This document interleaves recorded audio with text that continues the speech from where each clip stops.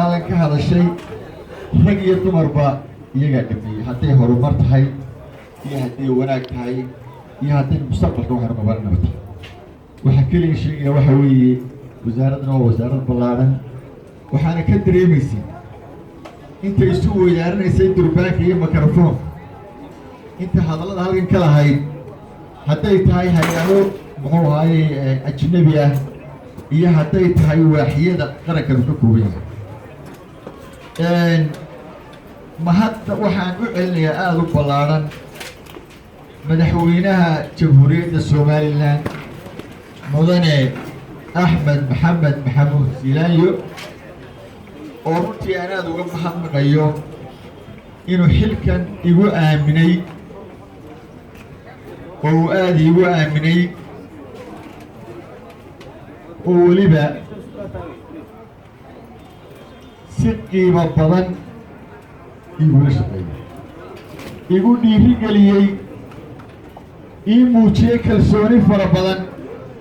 hadduu yahay isaga iyo hadday tahay marwadiisa koowaad waxaan aad iyo aad ugu mahadnaqayaa maanta inuu qarankeenu marayo inaynu min daraf ilaa daraf isu tanaasulno oo aynu faamili keliya maanta marayno oo aynu kuraasada isaga kacayno innagoo walaalaha siman oo aynaan kala ahayn reer hebel iyo reer hebel waa gobonnimo aynu dheernahay ummadaha kale ama kuwan isu marayo waxaan aad iyo aad ugu mahadnaqayaa ciidamada amniga ee hoos yimaada wasaaradda daakhiliga oo ugu horeeyo taliyaha booliiska General Fadal taliyaha ciidanka badda taliyaha ciidanka immigrationka ama socdaalka dhammaan janaraaladaasi iyo ciidamada amnigu waxay ka qayb qaateen nabadda maanta Soomaaliland ku faanayso inay yihiin kuwii habeen iyo maalinba heeganka u ahaa waxaan leeyahay ilaahay idinka jitaaysiiyo waxaana idinku waaninayaa wasiirka cusub mudane Faratoon Yaasiin Faratoon inaad sidii ay ila shaqayseen aa ula shaqaysaan si aynu u xaqiijinno himilada ballaaran ee uu ku taamayo shacabka reer Soomaaliya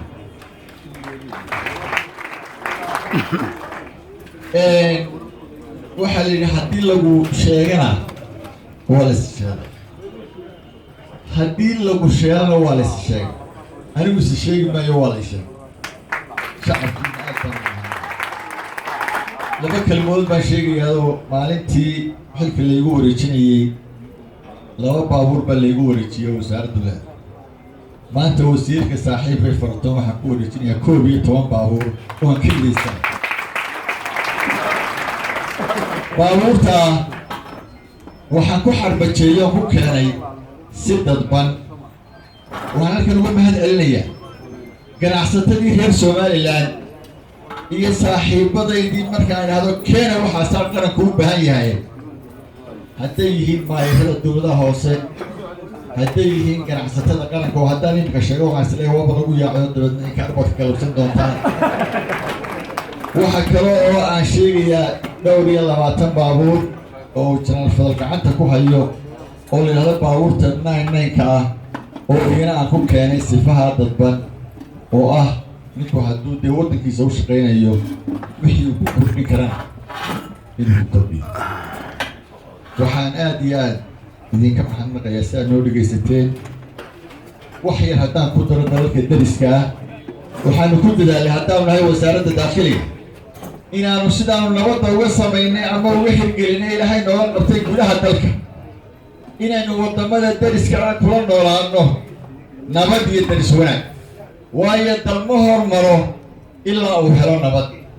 haddaad dariskiina colowdaan horumarku wuu hela waayo shilinka aad u quuri lahayd horumarka waxaad siisanaysaa وحي واحد تقول حتى الحقيقة كسر قبته جبوتي وطن صاحبنا حدود لنا هاي ولا لنا هاي وحن كسر إني أو نجد حيسا حين أذك ودينا عنا متقلي ولا شقين أذكا وأنا دينا عنا متقلي إسكاشنو وحن نوم مرسان من الآديات فوقي مثلا ذلك إثيوبيا وطن نسكت سنة هاي وإنه صاحبنا هاي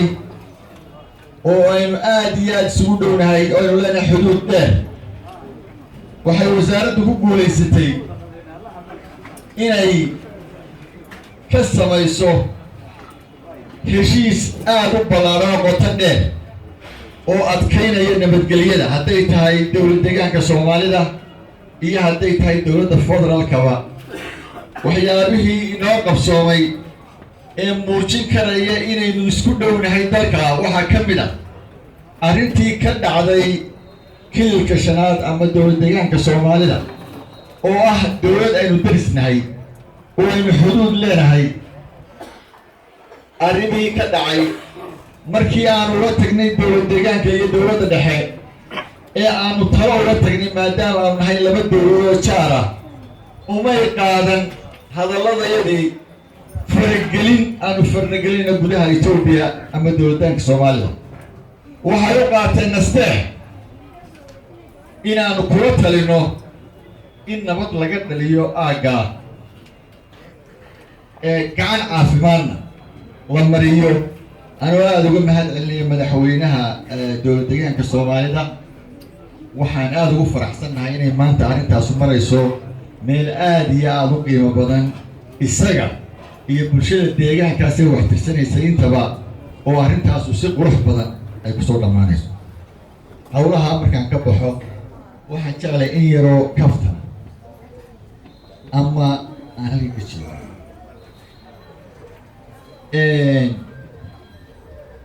waxaa bariyahan dambe ka socday miidiya dagaal culus oo fadhi ku degna cali warna cadde iyo wasaaradii iyo xaguu socdaa iyo xaguu miyaa la casilay mise waa la dalciyey halka wasiiradii joogay waxay sheegeen qaarkood yidhahdeen waa u dhoof dal xaguu dhoof waxaan jeclaan iyana kashay sixir wuxuu sheegna waxaa la yidhi sixir ka daran baa wuxuu sheegay وقتين دل كانوا دل أي أوباهن هاي إن نسورنا ودل أوباهن إن العدالة فرقنا ودل أوباهن إن أسرنا إنه خيرات كيسي بالكيسة وحاولتي إن بيرها ترفيض ترشح حق سامي القايب سيروح حكم كاه إني مدبر وحكمي وحناد يا مدحوينها وبوالينها إنه كفكروا سيدو عقدتها وسار لها ماشي هذا هو رأيي وحدينا كتشوفه هذا الذي سوء ما دام أن يسلو لقاضنا إن لو سنادو شغولي كسرة إمام الصومالي ولا ليه هدوم مدحوينه يجري ويقول لك اليسان عادة هروي هانتي إنك حتى لقى قادر هذا بالكور ويدي ويشاقي سببت ويقول لي هاي وساردا والله قاتل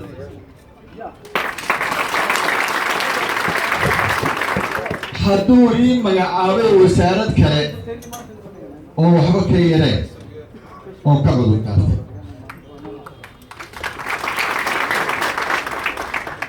haddaan anigu dalbaday oo aan weydiistay madaxweynaha maadaama qarankan iyo ummaddan dhowr iyo 20 sano aan u shaqeynayo hagarlaana inaan yar nasto dhegtana aan u saaray madaxweyne wixii ka dambeeyay madaxweynaha doonaya meelaan ku yar nasto musa ma war waxay doorka